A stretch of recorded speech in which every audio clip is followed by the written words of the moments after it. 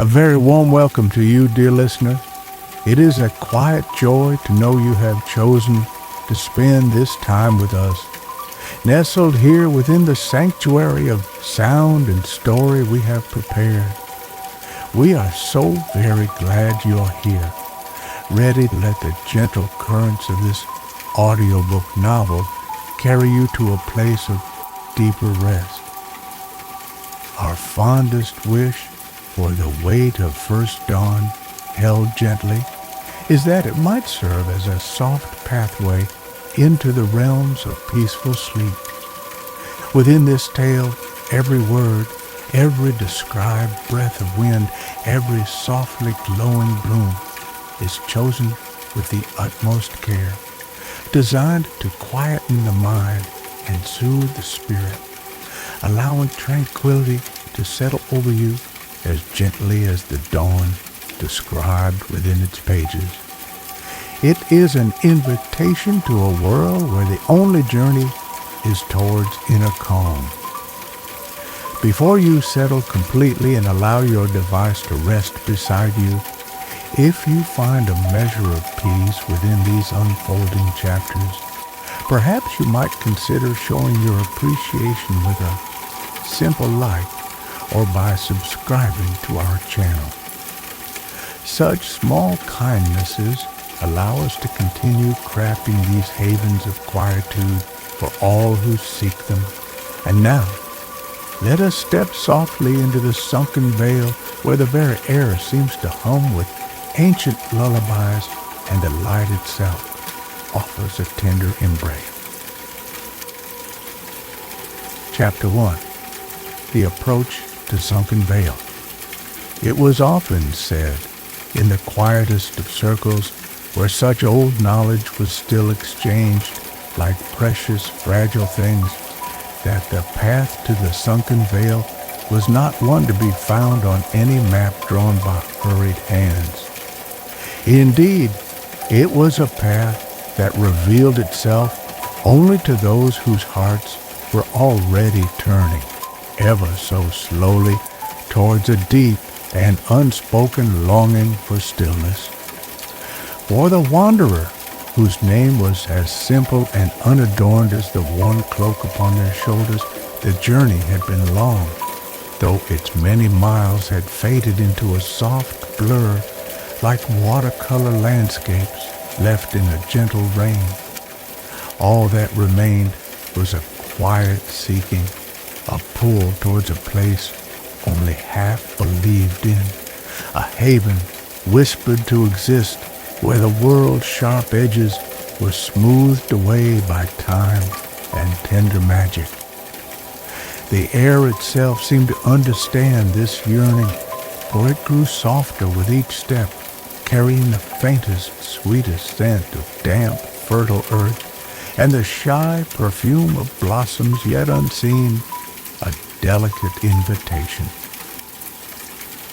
The ground beneath the wanderer's well-traveled boots, too, seemed to sense this gentle pilgrimage, transforming from the hard-packed earth of common roads to a more yielding cushion of fallen leaves and soft loam, hushing each footfall into a mere whisper, the sounds of the bustling, wider world with its clamor and its haste had long since receded, replaced by a symphony of quietude, the almost inaudible sigh of a gentle breeze as it passed through unfamiliar trees, their foliage feathery and a deep, restful green. The distant, intermittent murmur of water finding its slow way over smooth stones, and beneath it all, a low, pervasive hum, a vibration so subtle it was felt more in the bones than heard with the ears, like the deep, sleeping breath of the ancient land itself. This was the world slowing and easing into a different rhythm, a pace set not by the urgency of doing, but by the simple, profound peace of being. The trees here were unlike any the wanderer had encountered before. their trunks smooth and pale like columns of solidified moonlight, and their leaves, their leaves were like myriad tiny green hands open to the sky, catching the diffuse light and scattering it in patterns of gentle, shifting lace upon the path. There was a sense of profound age to this woodland, not of decay, but of endurance, of a life lived slowly and deeply, far from the fretful concerns of shorter-lived existences. Even the sunlight seemed different here, filtered through so many layers of tranquil green that it lost all harshness, becoming a soft golden green wash that painted everything with a serene glow, making the very air appear thick with peaceful motes. And then, quite subtly, without any grand pronouncement or imposing gateway, the landscape began to dip, a gentle declivity in the earth, as if the world itself was sighing and settling down for a rest. This was no dramatic chasm, no imposing valley entrance, but rather a soft unfolding, a tender invitation. The feathery trees drew a little closer, their branches forming a natural leafy archway, and the path, now carpeted with a moss so fine and soft that it felt like stepping onto deep pile, curved gently downwards. It was here that the light, already so gentle, seemed to collect and pool, transforming into something akin to liquid honey, warm and inviting, or perhaps the pale luminous gold of the earliest moments of a summer morning. This, the wanderer knew with a certainty that settled deep within their quieted heart, was the threshold of the Sunken Vale. There were no sentinels, no barriers, only this pervasive sense of peace, deepening, of the world holding its breath in a gesture of profound welcome. The air itself felt different, cooler, yet imbued with a soft warmth that seemed to emanate from the very soil, and the scent of those unseen blossoms, now mingled with the clean aroma of damp stone and rich earth, was a balm to the spirit. One more step, and the wanderer was over the gentle lip of the vale, the path continuing its soft descent into the heart of this hushed sanctuary.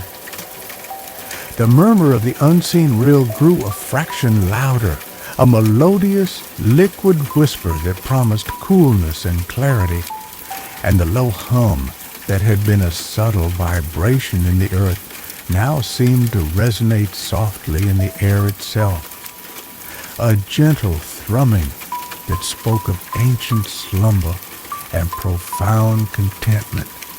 The feathery canopy above created a living roof, dappling the ground with slow dancing patterns of light and shade, each movement a languid sway, a gentle ballet performed by the breeze and the leaves. It was a place where one might easily forget the passage of hours, where time itself seemed to stretch and soften, losing its imperative nature. Looking down into the gentle basin of the vale, the wanderer could discern shapes that suggested simple, low-lying dwellings, built from the pale stone of the region, their roofs thatched with what looked like the same silvery gray reeds that grew beside the distant glittering water. No smoke rose from them, yet there was an undeniable sense of peaceful occupation, of lives lived in quiet harmony with the land. The entire scene was bathed in that extraordinary, gentle light, a luminous peace that settled over everything like a benediction. The wanderer took a slow, deep breath, feeling the cool, fragrant air fill their lungs, a sensation that was both cleansing and profoundly calming. It felt like arriving not merely at a destination, but at a state of being, a place where the soul could finally unfurl its tired wings and simply rest. There was no need to announce one's presence, no call for introduction. The vale itself seemed to offer its welcome in the rustle of its leaves, the murmur of its waters, and the soft, embracing quality of its light. And so, with a sigh that echoed the gentle breeze, the wanderer began to walk slowly downwards into the waiting peace of the Sunken Vale. Chapter 2. The first embrace of the waited dawn. The wanderer awoke not to the familiar intrusion of a sunbeam or the call of a common bird, but to a sensation entirely new, yet profoundly comforting. It was as if the softest, warmest blanket, woven from the very essence of peace, had been gently laid upon them, a comforting pressure that seemed to smooth away the lingering creases of long travel and quiet anxieties held unknowingly within the muscles. This, then, was the waited dawn of the Sunken Vale, a phenomenon spoken of in hushed, reverent tones, and now experienced as a tender, palpable embrace from the nascent day itself. There was no urgency to rise, no call to action, only this profound sense of being held, cherished, and allowed to rest more deeply than one had perhaps ever rested before. The simple shelter, with its smooth, cool stone walls and softly yielding palette of woven grasses, seemed to hold this gentle weight, cradling the wanderer within its quietude. Slowly, as if surfacing from a deep and peaceful pool, the wanderer opened their eyes to a world bathed in a diffuse pearlescent glow. The light of this unique dawn was not sharp or demanding, but soft, filtering into the small dwelling through a single unadorned window opening, filling the space with hues of the palest rose and the gentlest apricot. Every surface within the simple room, the smooth-worn wood of a small table, the earthenware pitcher filled with cool water, the very stone of the walls, seemed to absorb this serene luminescence and radiate it back, softened and imbued with an intrinsic calm. It was a light that did not seek to expose, but rather to soothe, to illuminate the world with a gentle kindness that touched everything with her quiet beauty. Outside the opening, the vale itself was slowly awakening under this tender weight. The feathery skyleaf trees, their leaves still holding droplets of night dew like tiny captured stars, swayed almost imperceptibly.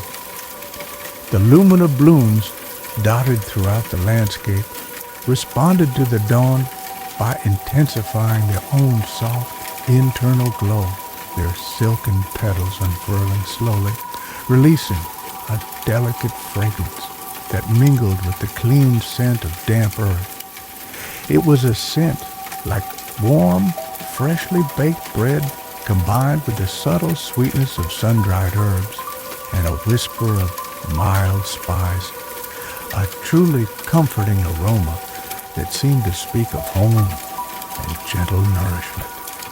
The air was utterly still, save for the faintest murmur from the rill, its waters now catching the pearlescent light and glinting softly. A quiet sound, the soft scuff of footstep on the mossy ground outside, drew the wanderer's attention. Standing in the gentle light just beyond the doorway was a figure, tall and slender, cloaked in simple earth-tone fabric that seemed to blend with the soft hues of the veil. This was Elmsworth, the guardian of the veil, whose eyes, the color of calm, clear pools reflecting a summer sky, held a deep and abiding serenity. There was no surprise in their gaze, only a gentle welcome, as if the wanderer's arrival had been long expected, a natural unfolding. The guardian moved with a slow, deliberate grace, each gesture imbued with a peacefulness that seemed to ripple outwards, calming the very air around them. Without a word, for words seemed almost too loud for the profound stillness of this dawn, Elmsworth offered a simple, unglazed earthenware cup from which a soft tendril of steam rose, carrying that same comforting fragrance of mild spices and herbs that permeated the veil. The wanderer accepted it, their hands meeting the gentle warmth of the cup, a sensation that spread upwards, easing into tired shoulders. The herbal infusion within was the color of pale sunshine, its taste as gentle and soothing as its aroma, a warm draught that seemed to settle the spirit and quieten any lingering restlessness from the night. It was a simple offering, yet it felt like a profound act of kindness, a sharing of the veil's inherent peace. They sat together for a while, the wanderer on the threshold of the shelter, Elmsworth on a smooth, moss-covered stone nearby, sharing a comfortable silence that needed no words to fill it. This was a companionship found not in conversation, but in mutual presence, in the shared appreciation of the veil's gentle awakening. The weighted dawn continued its embrace, a steady, calming pressure that encouraged slow, even breaths, allowing the mind to become as still and clear as the surface of a tranquil pond. Thoughts, when they arose, were like soft clouds drifting lazily across a vast blue sky, observed without attachment, allowed to pass without leaving a ripple. The guardian, Elmsworth, eventually broke the silence, their voice as soft as the rustle of the skyleaf trees, a low melodic sound that blended perfectly with the veil's natural symphony. "The dawn holds us well today," they murmured, a simple statement of fact, yet laden with a gentle appreciation for this daily blessing. The wanderer could only nod, a sense of profound gratitude welling up for this place, for this peace, for this gentle soul who embodied the very essence of the Sunken Vale. There was no need for explanation, no requirement for stories of the past here. One was simply accepted, allowed to be. As the weighted dawn slowly, almost imperceptibly began to lift, its tangible pressure easing, though its serene light remained, the world outside seemed to stir with a soft sigh. The distant bird song, when it finally came, was not a clamorous chorus, but a series of gentle, flute-like calls, echoing softly from the wooded slopes. The wanderer felt a lightness, not just physically, but within their spirit, as if a burden unknowingly carried for a very long time had simply dissolved in the veil's tender morning light. The day was unfolding, not with haste, but with a gentle, unhurried grace, promising more of this profound, simple peace. Chapter 3. Whispers of the Veil's Gentle Magic. The days that followed unfolded with the same unhurried grace as that first remarkable morning, each one ushered in by the soft, reassuring pressure of the weighted dawn. The wanderer, guided by a gentle curiosity and the quiet, unobtrusive companionship of Elmsworth, began to explore the Sunken Vale more deeply, discovering the subtle enchantments woven into its very fabric. It was not a magic of grand pronouncements or dazzling displays, but rather a quiet, intrinsic quality that permeated every leaf, every stone, every breath of air, fostering a sense of profound and unwavering tranquility. The vale itself seemed to be a living repository of peace, its magic an inherent expression of its serene nature.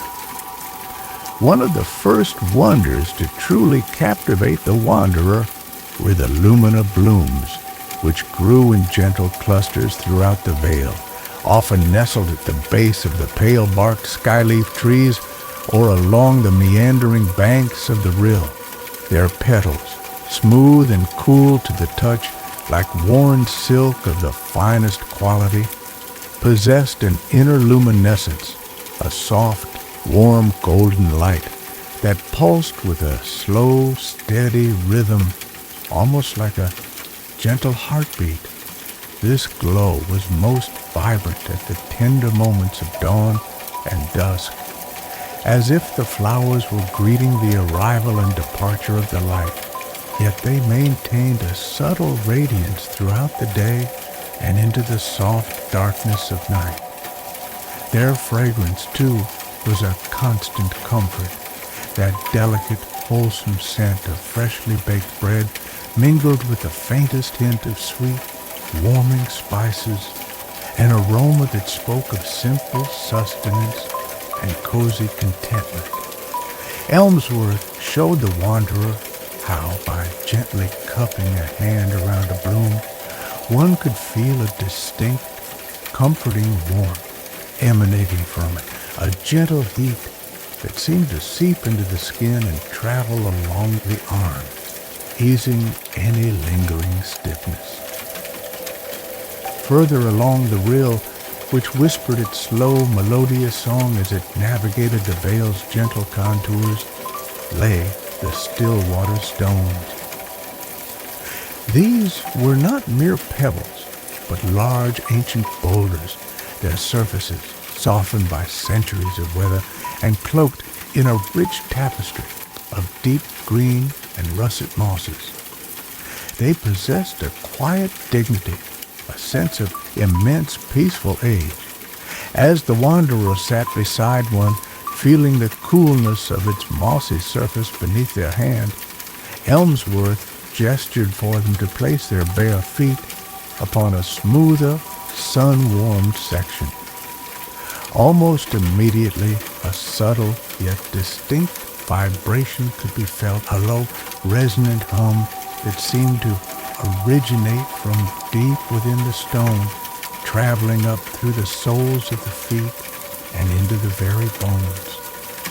It was not an unpleasant sensation, but rather deeply soothing, like the purring of some great gentle creature, a thrumming that seemed to loosen any residual tension held within the body and quieten the chatter of the mind.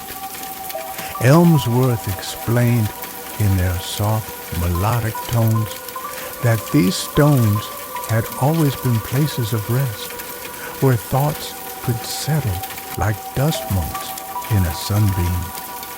The very air within the Sunken Vale held its own quiet magic.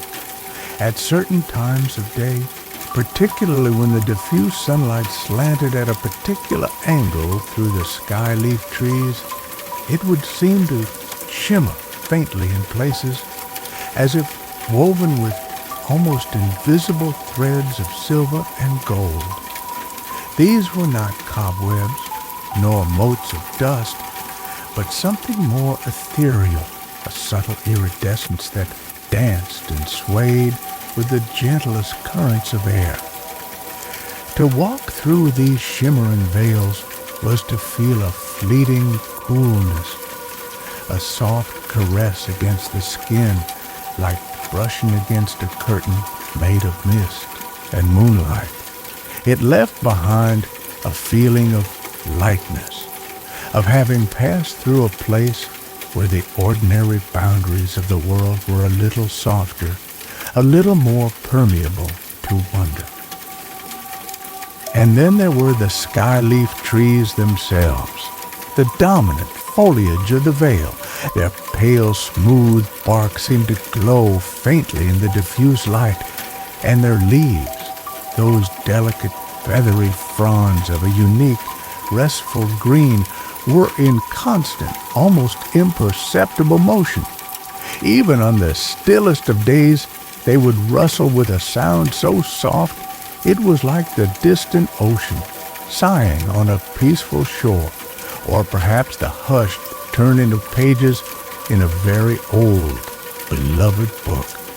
Elmsworth called this sound the lullaby of leaves, and indeed it had a profoundly soporific quality, a gentle, continuous shushing that encouraged the mind to release its grip on worry and drift into a state of calm contemplation. The wanderer found that simply sitting beneath these trees, listening to their ceaseless soft song, was enough to induce a state of deep relaxation, as if the trees themselves were breathing peace into the air. Even the water of the rill seemed touched by the vale's gentle enchantment. It flowed with a clarity that was almost luminous, the smooth, rounded pebbles on its bed visible as if through purest crystal.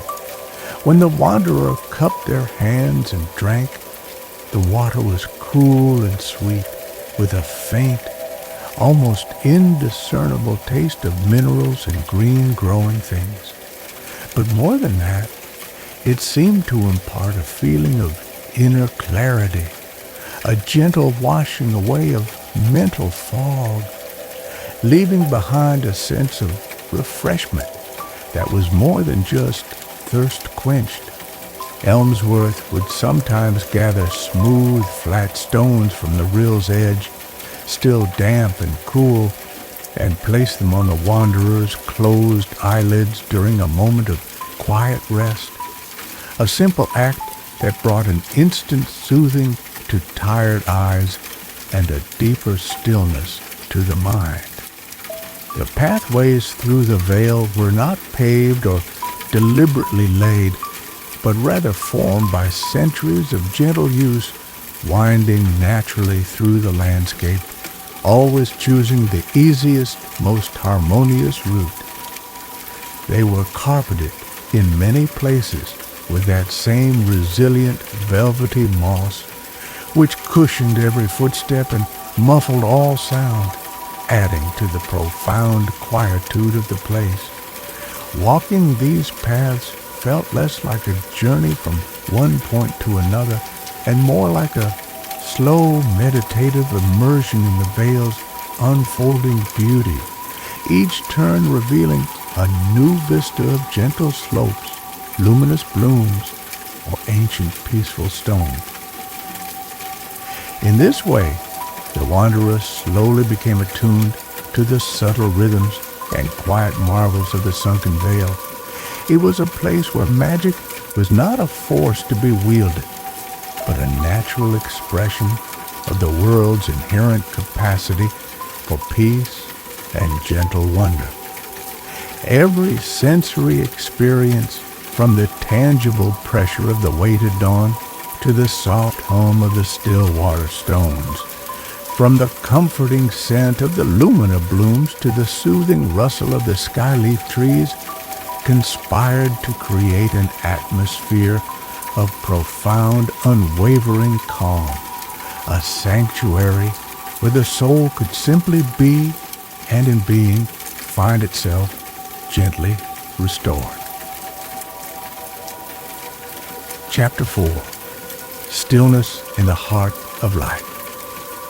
The rhythm of life in the Sunken Vale was as gentle and predictable as the slow pulse of the Lumina Blooms, Days were not marked by the urgent ticking of unseen clocks or the clamor of pressing duties, but rather by the soft arrival of the weighted dawn, the slow arc of the diffuse sun across the sheltered sky, and the equally gentle descent of a twilight imbued with the scent of night-blooming flora and the intensified glow of the Vale's natural lanterns.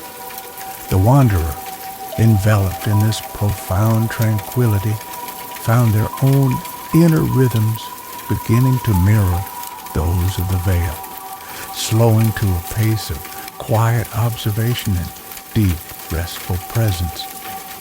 There was nothing to strive for here, nothing to achieve.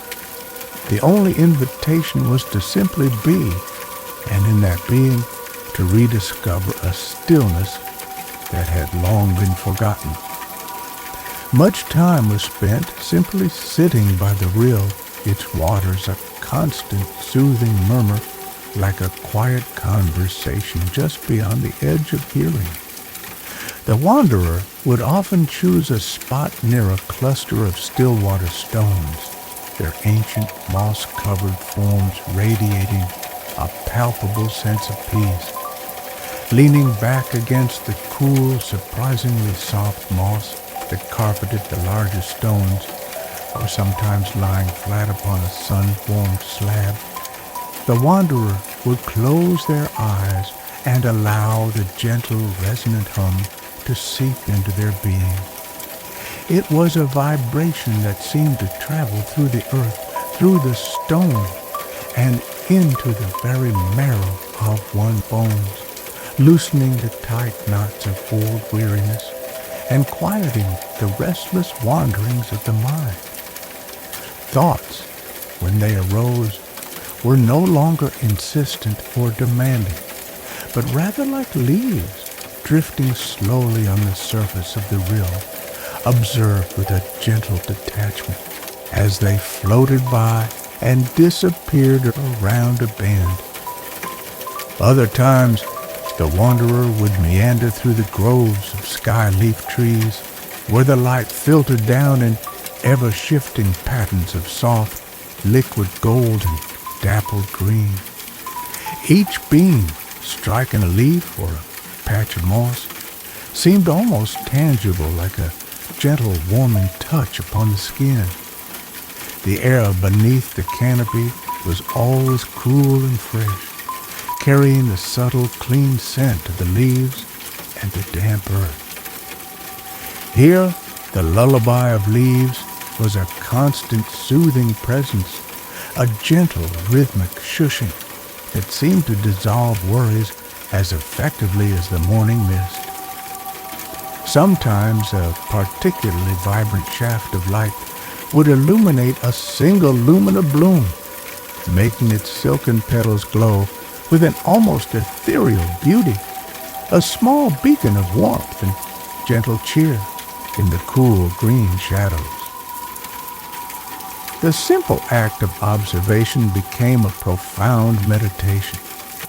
The wanderer would watch for long stretches as the tiny iridescent flutter-wing insects, whose wings made absolutely no sound, danced in the pockets of sunlight, their jewel-toned bodies catching the light in fleeting, breathtaking patterns of sapphire, emerald, and amethyst.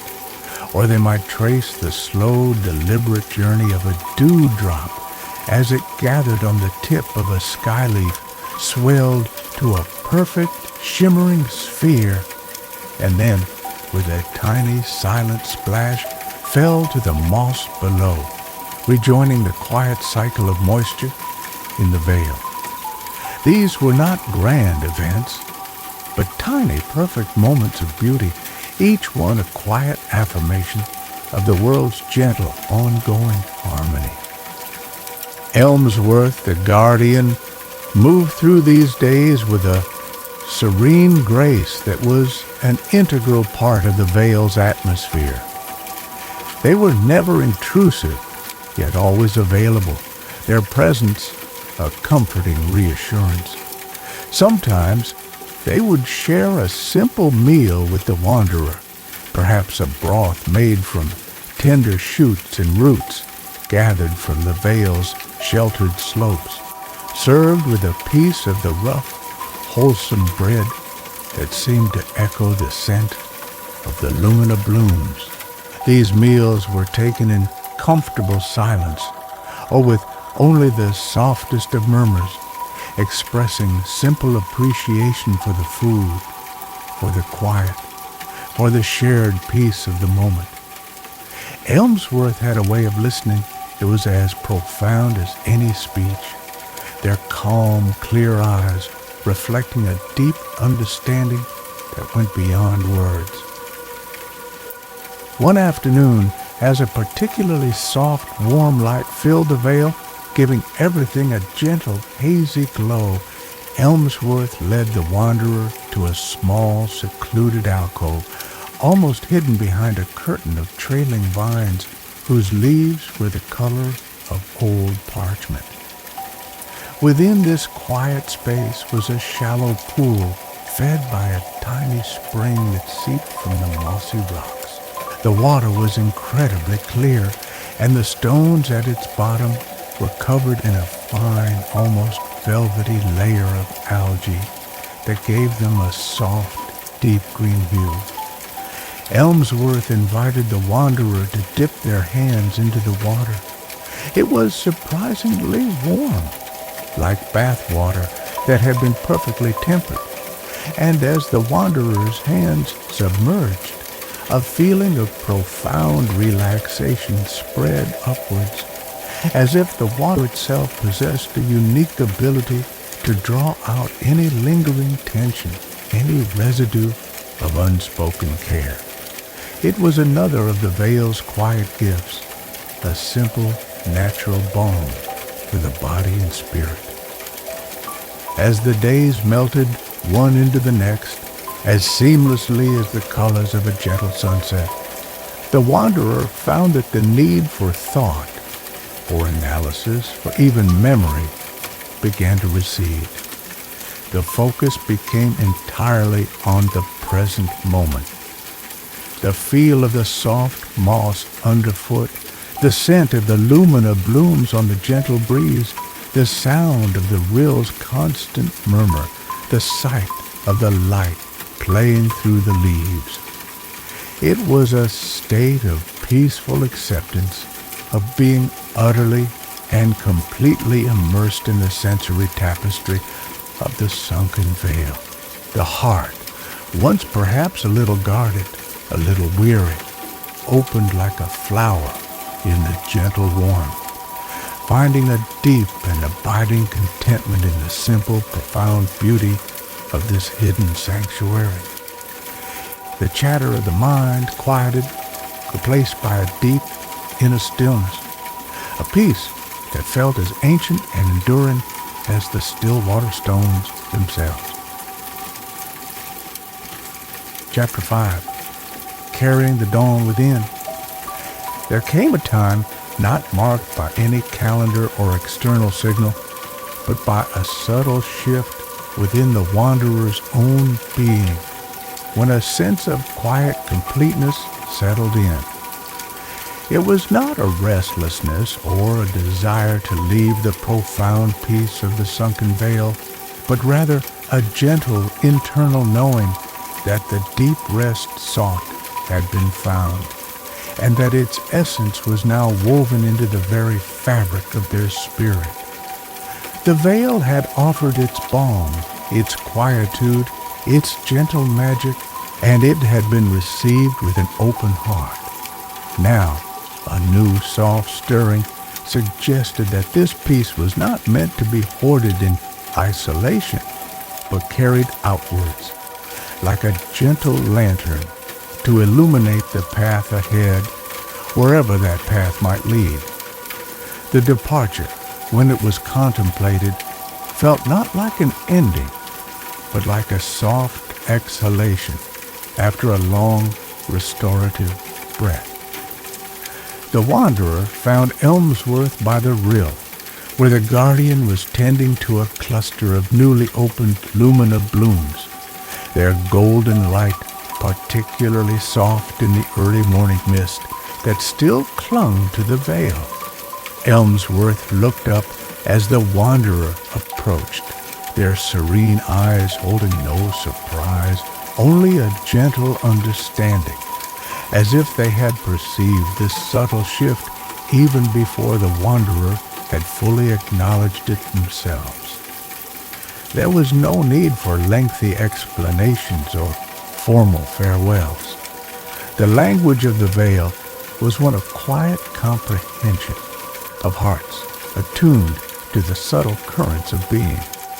The very air seemed to hold a tender awareness of this gentle transition. "The dawn has settled deeply within you," Elmsworth murmured, their voice like the softest sigh of the skyleaf trees. It was not a question, but an observation, a quiet acknowledgment of the healing that had taken place. The wanderer nodded, a gentle smile touching their lips, a smile that reflected the inner calm that now resided where weariness once lay. The memory of that first experience of the weighted dawn, its tangible, comforting pressure, was no longer just a memory, but an internalized sensation, a gentle anchor of peace that the wanderer knew they would carry always, a steadfast reminder of the profound solace to be found in stillness. Elmsworth reached into a soft leather pouch that hung from their belt and drew out a single smooth seed. It was slightly larger than a hazelnut, warm to the touch, and possessed a faint, almost imperceptible pulse, like a tiny sleeping heartbeat. It was a seed from one of the most vibrant Lumina Blooms, carrying within it the potential for light and that comforting, wholesome fragrance.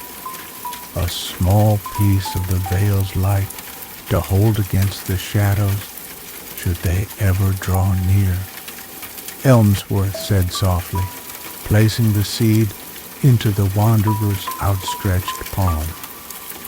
The warmth of it was immediate, a familiar comfort that seemed to spread a gentle reassurance through the wanderer's hand and up their arm.